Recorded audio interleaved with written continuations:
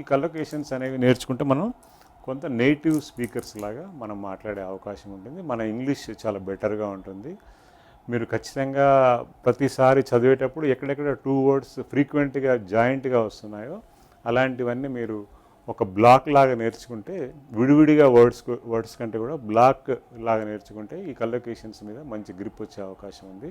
English నేర్చుకొని మాట్లాడేటప్పుడు అంటే నాన్ నేటివ్ స్పీకర్స్, జన్మతః కాకుండా నేర్చుకొని మాట్లాడే వాళ్ళకి కొన్ని పొరపాట్లు దొరుకుతుంటాయి మనం ఎంత ప్రయత్నం చేసినా కూడా. అలాంటి కొన్ని మిస్టేక్స్ ఇక్కడ మీకు ఇవ్వడం జరిగింది. సో ఇక్కడ కనుక మనం గమనించినట్లయితే మీకు లెఫ్ట్ సైడ్ ఉన్నాయని న్యాచురల్ ఇంగ్లీష్, రైట్ సైడ్లో ఉన్నాయని అన్యాచురల్ ఇంగ్లీష్. అంటే ఈ పదాలు మనం అవాయిడ్ చేయాలి, ఈ పదాలు మాత్రమే వాడాలి. మనం చూస్తాం కదా ఫాస్ట్ ఫుడ్ సెంటర్ అని చూస్తాం, దాన్ని క్విక్ ఫుడ్ సెంటర్ అని అనకూడదు, ఫాస్ట్ ఫుడ్ సెంటర్ అది. Okay, similarly super fast train అంటాం, సూపర్ క్విక్ ట్రైన్ అని అనకూడదు, ఫాస్ట్ ట్రైన్. ఓకే, సో అట్లాగే just I will have a quick shower and come back to you అంటే తొందరగా స్నానం చేసి వస్తాను, క్విక్ షవర్, ఫాస్ట్గా స్నానం చేయాలి. కానీ మనం ఫాస్ట్ షవర్ అంటే నాకే తెలియకుండా క్విక్ షవర్ అంటే ఫాస్ట్గా స్నానం చేసి రావడం అని వస్తుంది. అట్లాగా మనము ఫాస్ట్ షవర్ అనే పదం వాడే అవకాశం ఉంటుంది, దానికి క్విక్ షవర్ అని అనాలన్నమాట. అట్లాగే quick meal, just I will have a quick meal and come back, తొందరగా ముగించేసి ఫాస్ట్గా తినేసి వస్తాను అని చెప్పడం. అలాగే ఇంతకుముందే చెప్పాను నేను మీకు, హెవీ రెయిన్ అనాలి, స్ట్రాంగ్ విండ్ అనాలి. Okay, so similarly heavy smoker, ఆయన చాలా ఈజ్ ఏ బిగ్ స్మోకర్ అంటారు మనకు తెలియకుండా, అంటే చాలా ఎక్కువ బాగా స్మోక్ చేశాడంటే heavy smoker, is a heavy smoker. Similarly heavy drinker, okay, big drinker కాదు, heavy smoker, heavy drinker. Okay, అట్లాగే నిన్న నేను వచ్చేటప్పుడు ఊర్లోంచి బస్ స్టాండ్కి వెళ్ళినా లేట్ అయిపోయింది, అప్పటికి ఐ లాస్ట్ ద బస్ అంటారు. You do not lost the bus, you miss the bus. Okay, so miss the bus అనేది లాస్ట్ ద బస్సు పోగొట్టుకోవడం కాదు, మనం బస్సుకి మిస్ అవ్వడం, మిస్ ద బస్ అనాలి. అట్లాగే ఐ మేడ్ ఏ మిస్టేక్ అనాలి, ఐ డిడ్ ఏ మిస్టేక్ అని అనకూడదు. Okay, there are some mistakes, I made some mistakes అనాలి, కానీ ఐ డిడ్ సమ్ మిస్టేక్స్ అనకూడదు. మిస్టేక్స్ మనం మేడ్ అనేది దానికి కరెక్ట్గా కలొకేషన్ అన్నమాట. అట్లాగే కమిటెడ్ సూసైడ్, మేక్ సూసైడ్ ఉండదు, he committed suicide, he made suicide అను ఇట్లాంటి పదం వాడకూడదు, కమిటెడ్ అనేది రావాలి. సిమిలర్లీ అఫెన్స్ కూడా ఈ కమిటెడ్ అండ్ అఫెన్స్ అనాలి, ఈ డిడ్ అండ్ అఫెన్స్ అని అట్లాంటివి అనకూడదు. ఓకే, ఈ committed and offence. So investigate the murder, not examine the murder, పరిశోధన చేయడం, ఒక హత్యని పరిశీలన చేయడం కాదు, ఎగ్జామినేషన్ కాదు. Police they investigate the murder, they don't examine the murder. Okay, similarly urban forest, మన పేపర్లో కూడా వస్తుంది అర్బన్ ఫారెస్ట్ పార్కులు, అర్బన్ పార్కులు, అర్బన్ అని వాడతాం కానీ సిటీ పార్కులు, సిటీ ఫారెస్ట్ ఇలాంటివి వాడకూడదు. ఓకే, అలాగే హై ఎర్నింగ్స్, చాలా హై ఎర్నింగ్స్ ఉన్నాయి, బిగ్ ఎర్నింగ్స్ అనేది వాడకూడదు. అంటే మనం జనరల్గా మనం నేటివ్ స్పీకర్స్ కాదు కాబట్టి మనం తెలుగులో ఆలోచించి ఇంగ్లీష్లో చెప్పేటప్పుడు ఇలాంటి ప్రమాదాలు జరిగే అవకాశం ఉంటుంది. ఇవన్నీ మనం నేర్చుకోవాలి. హై ఎర్నింగ్స్ మనం అంటే యూజువల్గా పేపర్ చదివేటప్పుడు, ఇంగ్లీష్ పేపర్లు కానీ బుక్స్ కానీ చదివేటప్పుడు కొన్ని మనం చంక్స్ అలా గుంపుగా గుర్తుపెట్టుకోవాలి, అంటే దేని తర్వాత ఏది వస్తుంది అలా గుర్తుపెట్టుకుంటే మనకి ఇలాంటివన్నీ గుర్తుండిపోతాయి. ఓకే, అట్లే మంచి స్టాండర్డ్ డిక్షనరీస్లో కూడా ఇస్తారు వాళ్ళు, కలొకేట్ దేంతో అవుతుంది అనేది కూడా ఇస్తారు, అది కూడా మనం చూసుకోవచ్చు. ఓకే, సిమిలర్లీ సీరియస్ ఇల్నెస్ అనాలి, వెరీ బిగ్ ఇల్నెస్ అట్లాంటివి కాదు, స్ట్రాంగ్ ఇల్నెస్ అని కాదు, seriously ill, he seriously ill.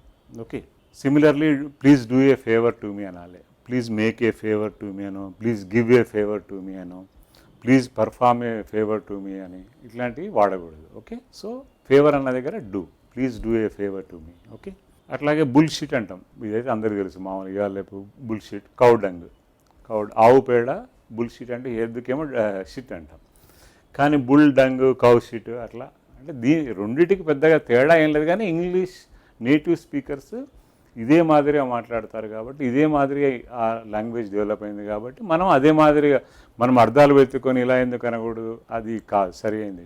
Then we will become అంటే నేటివ్ స్పీకర్స్ లాగా మనం మాట్లాడలేం, మంచి ఇంగ్లీష్ కాదు. మంచి ఇంగ్లీష్ మాట్లాడాలి అంటే కరెక్ట్ కలొకేషన్స్ అనేవి నేర్చుకోవాలి. ఈ కలొకేషన్స్ చాలా తప్పులు చేస్తుంటారు జనరల్గా. ఇంకా కొన్ని ఎగ్జాంపుల్ ఇస్తాం మనం. పే ద ప్రైస్ అంటాం, you have to pay the price for your mistakes. మనం ఏదైనా తప్పు చేస్తే దానికి మూల్యం చెల్లించుకోవాలి. Okay, so that is called the pay the price. అట్లాగే pay the attention, please pay the attention, it is a serious problem, serious issue, మీ దృష్టిని ఇక్కడ సారించండి, ఇది ఒక serious issue.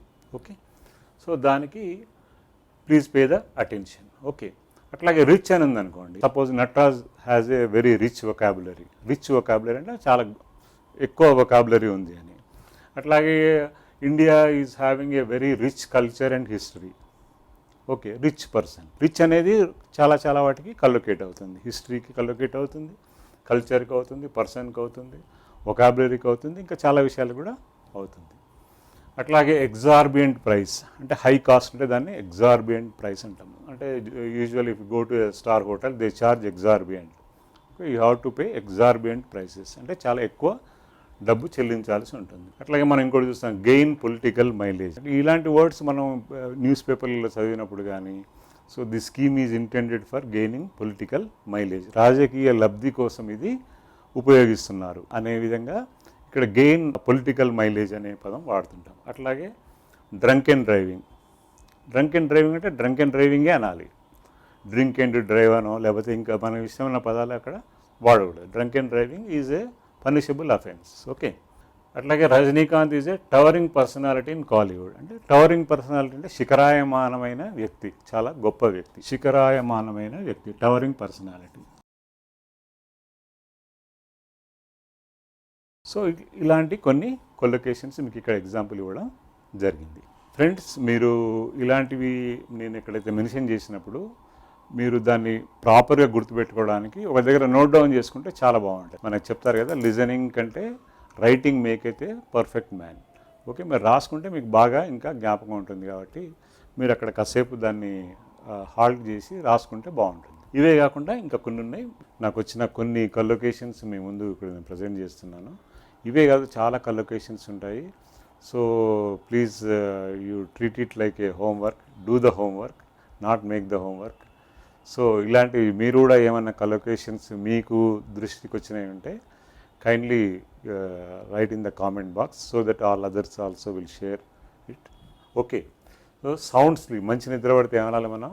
Yesterday night I had sound sleep అనాలి. Okay, మంచి నిద్ర పట్టింది, సుఖ నిద్ర. సెల్ఫ్ ఇమోలేషన్ అంటే ఇమోలేషన్ అంటే ఆహుతి చేసుకోవడం. అంటే కొంతమంది తెలంగాణ మూమెంట్ ఆ టైంలో కూడా చూసాం కదా, సో పెట్రోల్ వేసుకొని ఆహుతి అవుతారు, దాన్ని సెల్ఫ్ ఇమోలేషన్, ఆత్మాహుతి అనే పదం వాడాలి. అట్లాగే fully aware, I'm totally aware అనకూడదు, I'm fully aware of the problem. Okay, పూర్తి అవగాహన నాకుంది, I'm fully aware of the problem, ఆ సమస్య మీద నాకు పూర్తి అవగాహన ఉంది. రివైవ్ హోప్ అంటే హోప్ ఈజ్ రివైవ్డ్, ఆశలు చిగురించడం. ఓకే, ఆ తెలుగులో మనం ఏమంటాం, మళ్ళీ కొత్త ఆశలు చిగురించాయి అట్లంటాం కదా. So new hopes are revived అట్లా ఆ సెన్స్లో. ఓకే, టీయర్స్ ఆఫ్ జాయ్, ఆనంద బాష్పాలు. ఓకే, టీయర్స్ ఆఫ్ జాయ్ కరెక్ట్గా అదే అవి వాడితేనే ఆ కలొకేషన్ ప్రాపర్గా ఉంటుంది. బిడ్ ఫేర్వెల్, టెల్ ఫేర్వెల్ ఇట్లా కాదు, విడుకోలు పలకడం అంటే bid farewell. Okay, similarly remove apprehensions, భయాందోళనలు తొలగించడం. అప్రిహెన్షన్స్ అంటే ఏమన్నా భయము ఇట్లాంటివి అలాంటివి ఉంటే తొలగించడం. ఓకే, పొలిటీషియన్స్ చెప్తుంటారు కదా, మీరేమి భయపడాల్సిన అవసరం లేదు, ఈ పేపర్లో రాస్తుంటారు, the minister removed the apprehensions అంటే భయాందోళన తొలగించాడు. సో అట్లాగే బ్రేక్ ఏ రికార్డ్, ఇదైతే అందరికీ తెలుసు, ఎందుకంటే సినిమాలు చూసిన తర్వాత రికార్డు బ్రేక్ అయిందనేది మామూలుగా పాపులర్ వర్డ్ అయిపోయింది. Tendering resignation. ఓకే, మినిస్టర్స్ ఏం చేసి they tender resignation. Okay, they don't give resignation. రాజీనామా ఇవ్వడం అంటే మన తెలుగులో అనొచ్చు రాజీనామా ఇవ్వడం అని, కానీ టెండరింగ్ రిజిగ్నేషన్ సమర్పించడం. తెలుగులో కూడా జనరల్గా రాజీనామా ఇచ్చారని కంటే రాజీనామా సమర్పించాడని కూడా అట్లా రెండు వాడతారు. So tendering resignation. అట్లాగే సెటిల్ ద స్కోర్, ఇద్దరి మధ్యలో ఏదైనా ఇష్యూస్ ఉంటే లెటర్స్ సెటిల్ ద స్కోర్, లెక్క సరి చూసుకోవడాన్ని సెటిల్ ద స్కోర్. అట్లాగే narrow minded, broad minded. Okay, ఇలాంటి ఇవి కూడా కొన్ని కలొకేషన్స్. అట్లా క్రిస్టల్ క్లియర్, చాలా వెరీ క్లియర్ అంటే చాలా క్రిస్టల్ క్లియర్గా ఉంది, తేట తెల్లంగా ఉంది అనేది. అలాగే డీప్ రిగ్రెట్, ప్రగాఢ సానుభూతి. ఇది కూడా మనం చాలామంది చూస్తాం, దే ఎక్స్ప్రెస్ డీప్ రిగ్రెట్. ఎవరైనా చనిపోతున్నాం, ఏదైనా అన్టువర్డ్ ఇన్సిడెంట్ అయితే they express the deep regret. Okay, so ఇవి కలొకేషన్స్. మంచి కలొకేషన్స్తో రాస్తే ఎవరైనా కూడా అప్రిషియేట్ చేస్తారు, అలా మాట్లాడినా రాసినా కూడా. కలొకేషన్స్ అనేవి చాలా చాలా ఇంపార్టెంట్. వీటిని తెలుగులో నేనైతే ఒక పదం ఖాయం చేశాను, పొసగు పదాలు. అంటే రెండు పదాలు పక్కపక్కన పొసగుతాయి కాబట్టి పొసగు పదాలు అని అనవచ్చునేమో, ఇది మీరు ఆలోచించండి. ఈ రోజుకి మనం ఈ కలొకేషన్స్ ఇక్కడితోటి కంప్లీట్ అవుతుంది. మళ్ళీ సరికొత్త టాపిక్ తోటి మళ్ళీ నెక్స్ట్ కమింగ్ వీడియోలో వద్దాం. ఈజీగా ఇష్టంగా ఇంగ్లీష్ అనే ఈ ఛానల్ని you like it, you subscribe it, and you also share it, so that many people come to know, they get the advantage of learning the English language. Okay friends, bye.